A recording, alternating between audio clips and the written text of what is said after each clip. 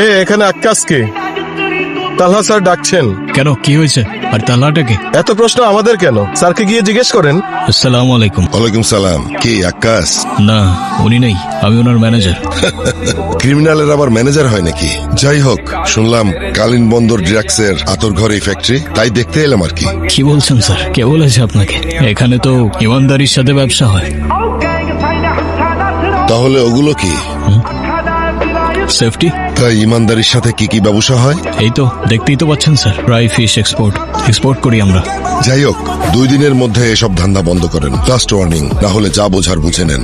এখানে আমাদের বোঝার মতো আর কিছু বাকি নেই। হয়তো আপনি নতুন, তাই আপনার বুঝতে একটু সময় লাগতে পারে। এই কালীন বন্দরের প্রত্যেকটা কোণে কোণে ধান্দা চলে, কিন্তু প্রমাণ মেলে না। তবে আপনার জন্য বন্ধুত্বের হাত বাড়ানো থাকলো, বাকিটা আপনার ব্যাপার। শত্রুর সাথে তো আমি বন্ধুত্ব করি না, রোমান। সেটা ওই মাটি খুঁড়ে বের করবো।